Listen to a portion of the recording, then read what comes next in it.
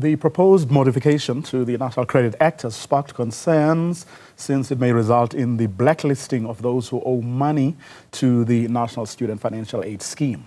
Several draft revisions to the National Credit Act of 2005 were recently gazetted for public comment by the Department of Trade, Industry and Competition. According to the statement, the changes are intended to improve affordability evaluations, credit bureau handling of consumer data, and consumer protections. Let's chat more about this with Dr. Onyi Nwaneri from the Sesame Workshop, South Africa. A very good afternoon to you, Dr. Nwaneri. Thanks very much for your time. Perhaps we should begin asking whether in fact the intention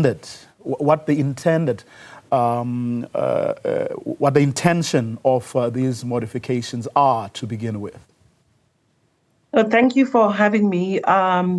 The intentions for the modifications are actually a good one. It is to enable a cohesive, coordinated, comprehensive understanding and disclosure of information around credit and debt within the country. So overall, the intention is really to make it easier for decision-making on both public and private parts when it comes to credit within the South African context.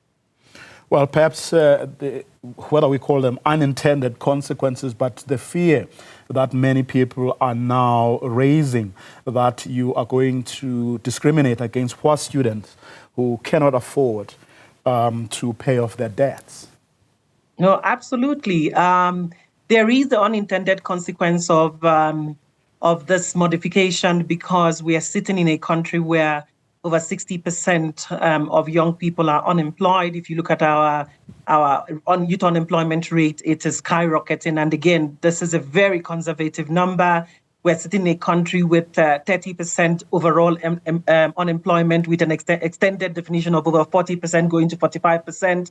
You know, there is huge inequality. We're one of the highest inequality countries in the world. And you're speaking about, especially when it comes to education particularly, you know, a lot of young people started out their careers, especially in the early days when NSFAS was giving it as a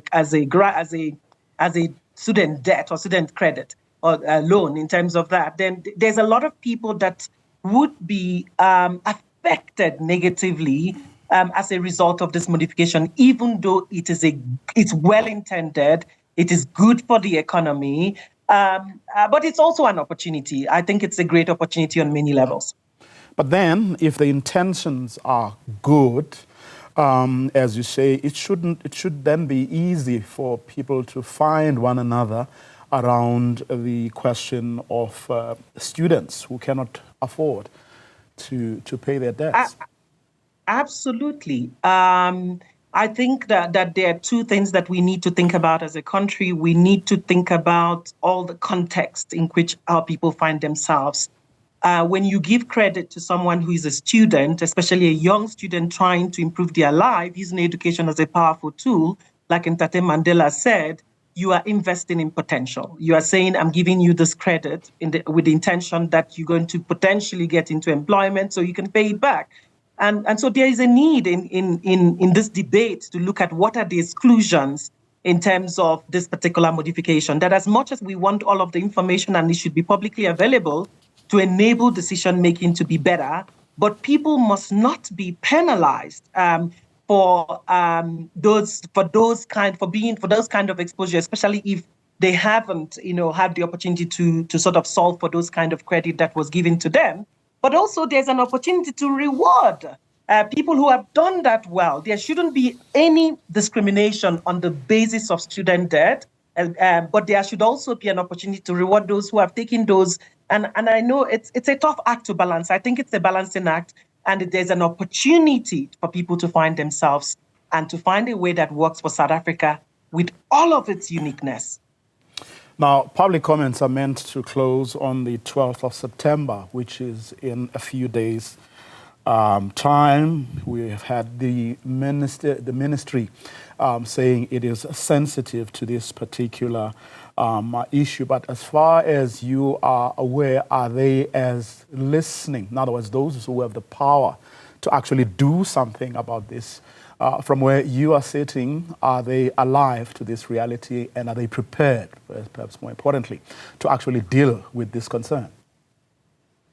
Well, our Sesame workshop, being an organization that is intentional around poverty reduction, using education as a tool, we work to help children to be smarter, stronger, kinder, and to help them to emerge as young adults that can influence their generation. We work very closely with government, and our experience of government is that they, at least in recent times, have been a very listening government. And hence the very essence, I have a legal background as well, the very essence of public consultation.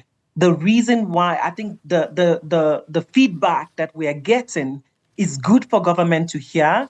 And for every good intention, there's always an unintended consequence. So we believe that government should listen. We want to be positive around that, and will listen. And if it needs to extend it beyond the 12th of September, let them do so, because a lot of lives of young people are hanging on the balance.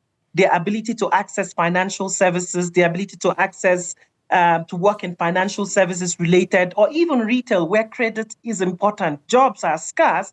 We are a country that is intentional about job creation and young people accessing opportunity to get into marketing one way or the other, either as entrepreneurs or as employees. Therefore, if we want to solve for economic opportunity, especially for young people, we've got to take into consideration of what is being said.